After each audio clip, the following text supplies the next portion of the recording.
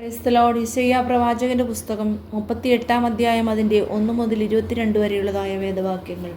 ആ കാലത്ത് ഹിസ്കിയാവിന് മരിക്കത്തക്ക രോഗം പിടിച്ചു.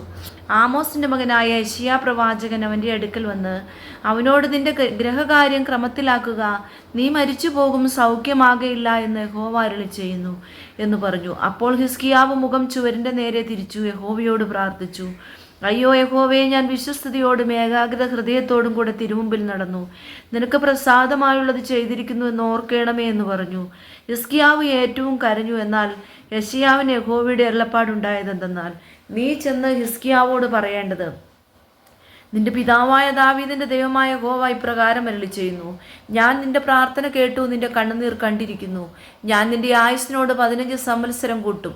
ഞാൻ നിന്നെയും ഈ നഗരത്തെയും അശ്ശൂര് രാജാവിന്റെ കയ്യിൽ നിന്ന് വിടുവിക്കും. ഈ നഗരത്തെ ഞാൻ കാത്തുരക്ഷിക്കും. യഹോവ താൻ അരുളി ചെയ്ത ഈ കാര്യം നിവർത്തിക്കുമെന്നുള്ളതിന് യഹോവയുടെ പക്കൽ നിന്ന് ഇത് നിനക്ക് ഒരു അടയാളമാകും.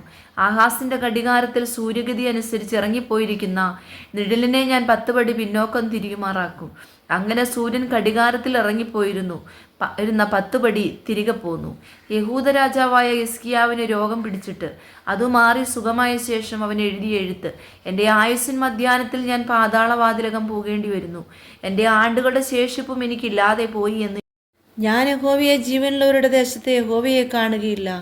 ഞാൻ ഭൂവാസികളുടെ ഇടയിൽ വെച്ച് ഇനി മനുഷ്യനെ കാണുകയില്ല എന്ന് ഞാൻ പറഞ്ഞു.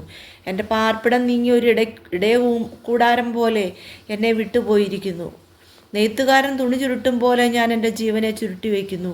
അവൻ എന്നെ പാവിൽ നിന്ന് അറുത്തു കളയുന്നു. ഒരു രാപ്പകൽ കഴിയും മുമ്പേ നീ എനിക്ക് അന്തം വരുത്തുന്നു. ഉഷസ് വരെ ഞാൻ എന്നെ തന്നെ അടക്കിക്കൊണ്ടിരുന്നു. അവനോ സിംഹം പോലെ എൻ്റെ അസ്ഥികളെ എല്ലാം തകർത്ത് കളയുന്നു. ഒരു രാപ്പകൽ കഴിയും മുമ്പേ നീ എനിക്ക് അന്തം വരുത്തുന്നു. മീവൽ പക്ഷിയോ കൊക്കോ എന്ന പോലെ ഞാൻ ചിലച്ചു. ഞാൻ പ്രാവ് പോലെ കുറുകി എൻ്റെ കണ്ണു ഉയരത്തിലേക്ക് നോക്കി ക്ഷീണിച്ചിരിക്കുന്നു. യഹോവേ, ഞാൻ ഞെരുങ്ങിയിരിക്കുന്നു, നീ എനിക്ക് ഇട നിൽക്കണമേ.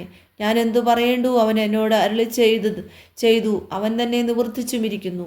എൻ്റെ മനോവ്യസനം ഹേതുവായി ഞാൻ എൻ്റെ കാലമൊക്കെയും സാവധാനത്തോടെ നടക്കും. കർത്താവെ, അതിനാൽ മനുഷ്യർ ജീവിക്കുന്നു.